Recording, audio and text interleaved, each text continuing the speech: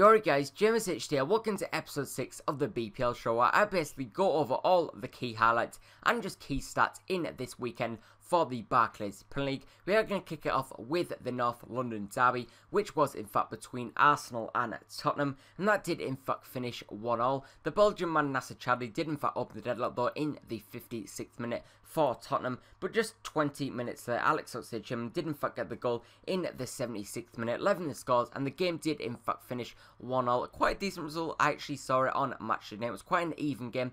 Possibly both sides could have had chances of actually getting all 3 points, but I think overall it definitely did deserve to actually finish 1-1 between the two teams. The next game was in fact between Sunderland and Swansea, and once more, quite a boring game to be honest. There was a red card though in the 81st minute. Angel Rangel, the right back Spaniard from Swansea, did in fact get a second bookable offence, sending him to the stands. Really poor from Angel Rangel to be honest, and that's actually their second red card in 2 weeks. Obviously Boney did in fact get a red card last week, and then Angel did in fact get one this week, so definitely the discipline award this year is definitely not going to go to Swansea so far, so they're definitely going to have to work on that behind closed doors. The next game was in fact between Southampton and QPR. Obviously Southampton at the start of the season, many people thought they are going to fail this season, possibly even relegation candidates, but they've just shown under Ronald Koeman they are the real deal really. They did in fact beat QPR 2-1. The first goal was scored though from the on-loan man from Chelsea, right in the left back in the 54th minute.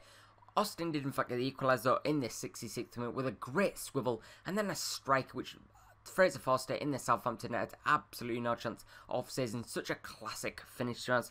But then Pele, the new signing from Feyenoord, or Pella, did in fact get a spectacular overhead kick. Guys, if you have not seen it, I'm sure it'll be on YouTube now. Just search Pella goal against Queen's Park Rangers, and oh my god guys, what a finish from the big man. Such a great finish, and they did in fact finish 2-1 to Southampton, giving them another 3 points, and they're actually second in the table just below Chelsea. The next game was in fact between Manchester United and West Ham. Obviously Man U under new reigns of Louis van Gaal haven't had the best of starts, but I think they're going to start to at least get a decent run of results, and they did in fact get that against West Ham. Rooney up in the deadlock 5 minutes in, which was a great finish, a great volley past, what's his name, Adrian, in the West Ham goal. Then Van Persie doubled it in the 22nd minute, but then Sacco, the new man for West Ham, did in fact get a goal back in the 37th minute. But then Rooney, the captain of England and Manchester United, did in fact get a red card in the 59th minute, kicking, I'm not too sure it was, I think it was Stuart Downing. Unbelievable guys, he should not be doing that. Obviously he's the captain of Man U and Chelsea, he should be setting an example. He's obviously an idol to many young kids, and possibly that could make some kids even do that, which is absolute nonsense really. He should definitely have a long think about that. Obviously he's probably going to be out for around 3 weeks now, 3 games, so that will definitely teach him to not do it in the near future. The next game was in fact between Hull City and Manchester City. Obviously Manchester City pushing for the second Barclays Premier League in a row. This did in fact finish 4-2. Aguero got the opening deadlock in the 7th minute, but then Dzeko double lead 4 minutes later in the 11th. But then a own goal from Mangala, and then a penalty from the new man for Hull, Hernandez, did in fact level the scores in the 32nd minute. But then another goal to bag his brace, Dzeko did in fact get it, the Bosnian man.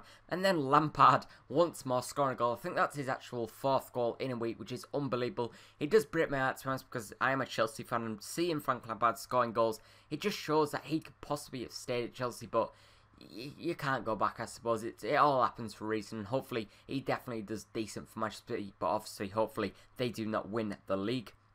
The next game was in fact between Crystal Palace and Leicester, and that did in fact get a result for Neil Warnock's man. Actually still unbeaten since he did in fact take the reins at Selhurst Park.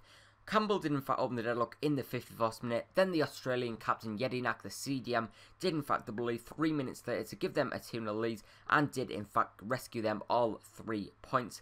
The next game was in fact between Chelsea and Aston Villa. Obviously many people do believe Chelsea and Manchester City are the main favourites for the Barclays Premier League this season, and it was a convincing win for the Stamford Bridge club. Oscar opened the deadlock in the 77th minute, sorry guys. Diego Costa got the next to double lead in the 59th minute, absolute fire on all cylinders at the moment, Diego Costa and Chelsea. And then the Brazilian man, the winger Willian, did in fact get the 3rd goal again, shoring up all 3 points and giving Chelsea a very convincing 3-0 win.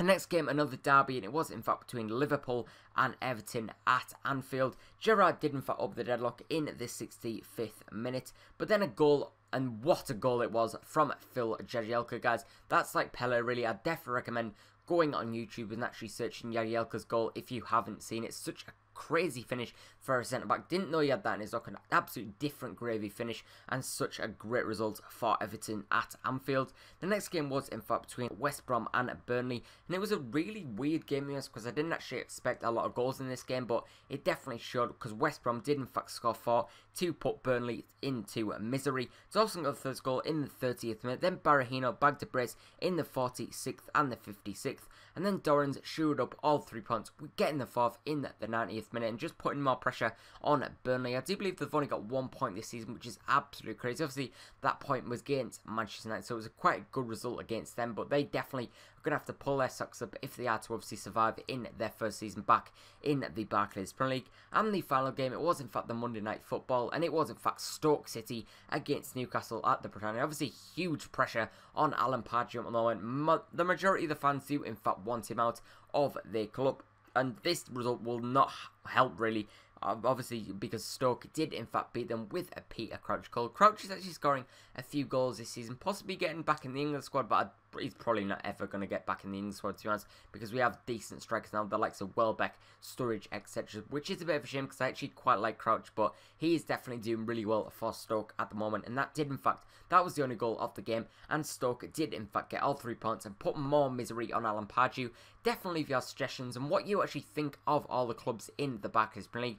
Obviously, Alan Pardew, could he be set by the next time we actually do one of these BPL shows? And definitely leave your opinion on that situation in the comment section down below. If you guys did in fact enjoy this video, definitely like, comment, subscribe for more daily FIFA content.